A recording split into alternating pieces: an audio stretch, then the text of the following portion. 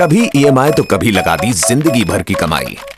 एक बड़े शहर में एक छोटा सा घर, छोटे से घर वालों की बड़े बंगलों पर नजर। घर के चक्कर में ना जाने कितने बने घन चक्कर। पर अब आपको मिलेगा अपने सपनों का घर सिर्फ 30 मिनट में CNBC आवाज पर। RR Kabu presents India Real Estate Guide इन वक्त पर। India real estate guide presented by RR काबिल। वायर नहीं, भारत की नब्ज हैं हम। Magazine partner better interiors.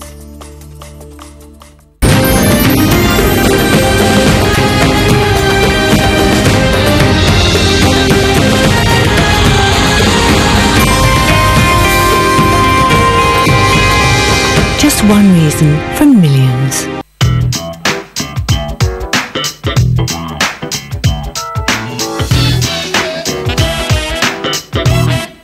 Welcome back. You're watching Prime Property. Mahindra Lifespaces is the listed real estate arm of the $16 billion Mahindra Group. Originally called Mahindra Gesco, this realty firm was founded in March 1999. Its development footprint includes over 7.5 million square feet of completed projects. Mahindra Lifespaces residential developments and integrated cities are spread across 8 cities that include Mumbai, Pune, Nagpur, Gurgaon, Faridabad, Jaipur, Chennai and Hyderabad. The company in fact will soon be entering Bangalore. Mahindra Lifespaces MD and CEO Anita Arjundas now joins us on the show to talk a little more about the company's future plans. Thanks, Anita. Let me begin by asking you, what's your launch pipeline for FY14? We've acquired a fairly interesting mix of land parcels in the last 3 to 6 months. So we should see some very interesting launches happening during the year. Timing would obviously depend upon approvals, but we have 8 new projects which are in the pipeline. So we have projects which straddle different segments. We have 2 new projects in the affordable housing segment, that is low cost housing, which is homes which are basically below 15 lakhs. We have a new project in the World City, Chennai, which would be in the category of value housing, which is basically homes between 15 and 30 lakhs. We have something coming up in the vacation home segment, the weekend getaways at Alibag. And then we have another project coming up in Pune, which is a luxury boutique residential project called Latista. Very, very premium, very limited edition. So that's again something that will get launched during this year.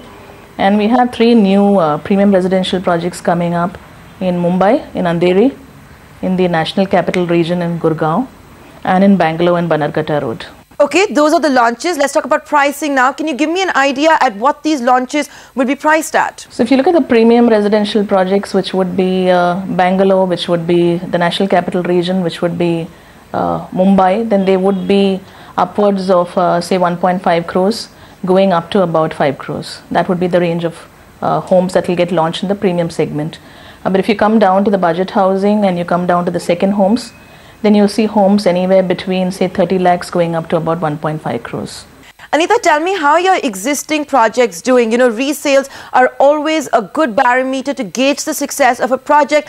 What kind of resale activity are you seeing in your projects? So if you look at most of our projects, you will find that it is largely end users who buy into our projects. Almost 80% of our projects are picked up by end users, except maybe 1 or 2 specific projects which will see a higher quantum of investors into the project, and therefore not too much of resale when you're looking at end users. Through experience, we found that most of our customers tend to stay with us right till the completion of the project. They don't generally flip in the middle while the project is under execution.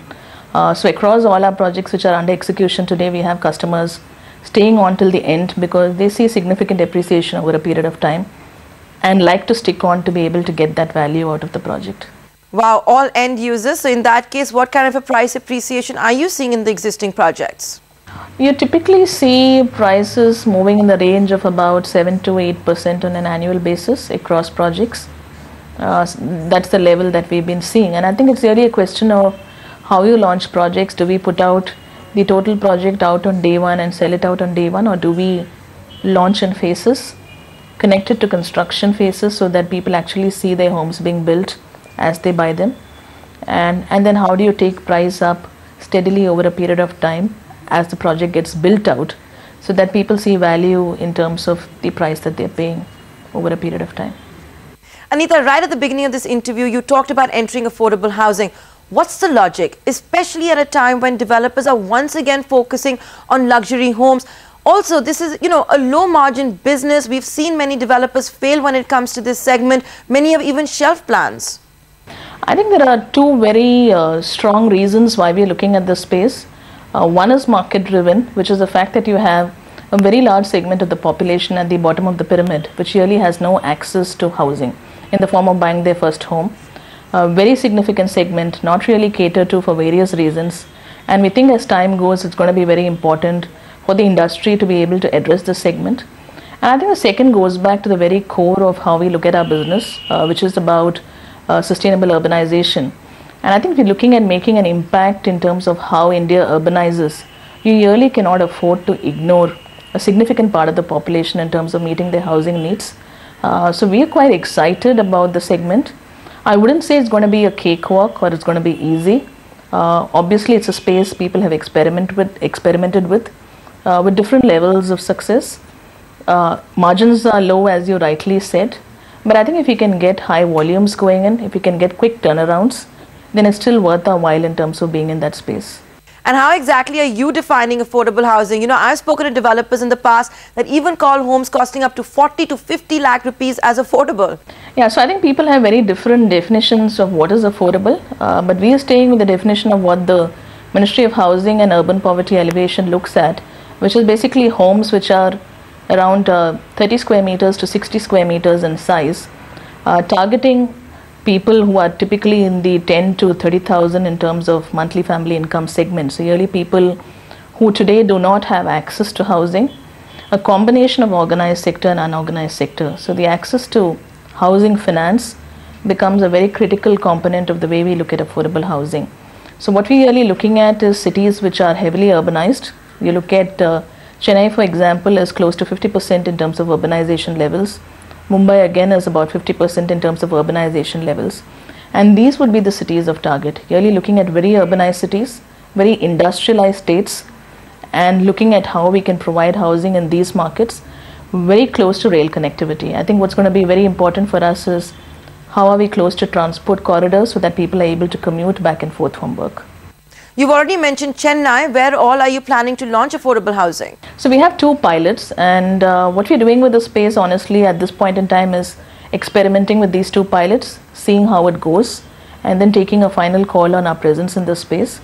The two pilots are in Chennai, in Avadi, which is on the western suburbs of the city of Chennai, just about 2 kilometers from the rail station at Avadi. And the second project is at Boisar in Mumbai, outskirts of Bombay. So again, about 2.5 kilometers away from the train station at Boisar. And will all of this be part of a new brand? We will be floating a new brand for it, but it will be endorsed by Mahindra Lifespaces. So it's not as if it's a distinctly separate brand which does not have linkages to the parent brands. We will bring in the same transparency, the same ethos, the same values, the same approach to sustainability even to the new brand. But it will be a new brand endorsed by Mahindra Lifespaces. And who will your competitors be for this segment? Is it mainly going to be Tata Housing? I understand their low-cost housing project is coming up pretty close to your upcoming one in the outskirts of Mumbai. Well, I think each person has a different approach to the category. So I really wouldn't put it in the same yardstick because I think the approach there is slightly different. It is part of budget housing, come low-cost housing, come mid-market housing put into one township. So it's kind of driven by locations which are relevant to mid-market segments. There are certain other companies who've been looking at pure affordable housing. So I guess they would be more relevant competition. Anita, you have big plans for the fiscal. Does Mahindra Lifespaces need to go in for any form of fundraising? We've already done a bit of fundraising in the earlier part of this year. So we had internal accruals which we've obviously used to be able to get some of the land banks going. We've also raised 500 crores in the form of a non-convertible debenture in the month of April. So we've got that which has come in to fund our new acquisitions that have taken place in the last 2 to 3 months. So I think we are fine in terms of capital outlays that are required to meet F14 requirements. What about debt? That's always an area of concern when we talk about developers and how their projects are progressing. What's your debt like? At this point in time, Anita, it's not really a concern. We've been at a standalone level as of March 13. We had a debt equity ratio of 0.34. and at a consolidated level it was 0.74. So we are really looking at being able to stay at a consolidated debt equity ratio of less than 1, and as long as we are within that framework, we should be able to service debt, service interest, and meet our growth needs. I think what's important to note is that we are cash flow positive in terms of operations. We generate surplus cash out of operations. The debt is really going in to meet growth needs. So in that sense, it is growth capital that we've been shoring up in the last few months. And therefore, it really is oriented towards our confidence and our ability to grow in the market in the next 2-3 years. But in that case, if you're comfortable with your debt, if you're cash flow accretive, why exactly are you selling the Baikula land parcel to raise 600 crore rupees? So this has very different reasons for the sale. It's nothing to do with looking at being able to raise capital, which is oriented towards taking care of debt. It's basically a joint development agreement that we had signed about 20 years back. The matter was under arbitration for several years, and it's just that both the parties together have decided that we look at the option of selling the property together, and so that's really the effort, to be able to sell the property together, move out of the arbitration situation, move out of something which has kind of been stagnating for the last 20 years. Fair enough, you're not going in for that asset sale to actually improve your balance sheet. Thanks a lot, Anita, for joining us here at Prime Property. We're going to have to leave it at that. There's Mahindra Lifespaces there for you with its launch plans for FY14. With that, we're going to wrap up this edition of Prime Property. See you same time next week.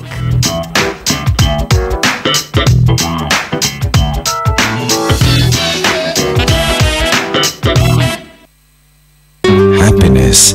Happiness comes only from above. Look up to happiness. Everything else will follow.